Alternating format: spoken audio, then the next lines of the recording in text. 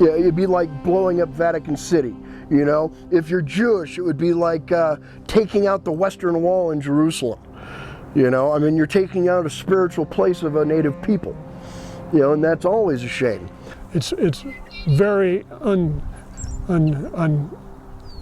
to go do something of that nature to someone that's sacred place. It'd be like us going to somewhere in Europe and blowing up a church. You know, it's not to get something underneath it that's not really even there.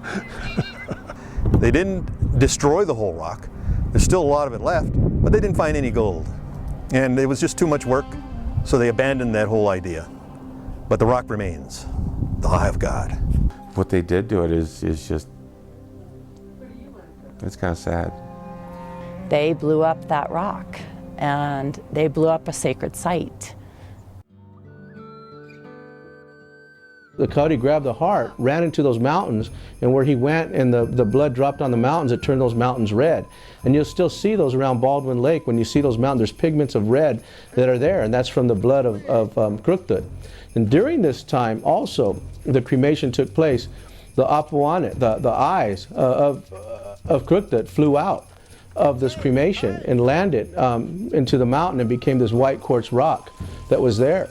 And that became the God's eye. People refer to it today as God's eye, but it's the apuane. Usually when I talk about the Eye of God to someone, they're completely dumbfounded and it's surprised and enchanted. They want to know more. They want to go see the Eye of God. They want to touch the Eye of God. There may even be some feeling of some sort of energy being generated from that spot. The militia wasn't stopping to ask if you were Serrano or Paiute or whatever. It was when you ran into Indian people, you're basically shot on sight. And so this militia ran into a group of Indian people in the Holcomb Valley, most likely Serrano people, and they opened fire on them, and they shot and killed several Indian people.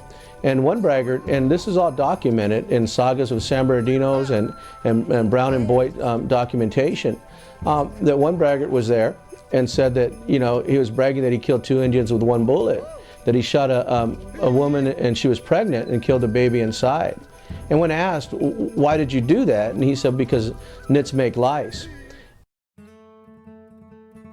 About the time they had built the second stamp mill at the Baldwin Mine in 1899, and the town of, well, it was Bairdstown, and it was Gold Mountain City. In 1899-1900, they renamed it Doble, and you know, people were up there mining and doing their thing, and you know, and the progression was, you know, everybody kept moving east across the mountain because all the good stuff to the west had been taken. And you know, they saw this outcropping of quartz, and miners know if you see quartz, there could be gold there. Gold always occurs with quartz. And yeah, a couple of miners drilled some holes in it and dynamited it and found nothing. And that was the end of the Eye of God. I do a lot of ceremony on the lands up here to help clear that. Clearing it meaning there's a lot of residual energy that's left like footprints from people from times long ago and even from today. So by constantly working on the lands, whether it be through intention and prayer or whether it be physically going on the land, doing ceremony, singing, drumming, using Native American ceremony instruments such as sage, where you burn that to help clear the atmosphere and ask for the prayers to be answered, that the land be cleared. So I do a lot of that. These lands that we live on here are extremely important. We live on a crystal mountain. It vibrates. It's amazing. So we want to keep the land clear. There was a lot of death and greed here a long time ago, and that has imprinted the land. So a lot of things need to be shifted by people who are here today. I think it's where, you know, you can basically sort of picture God in your mind. Sort of like that. I don't really know, but I think it's something like that where when you pray you can sort of see God and then ask Him for that one wish.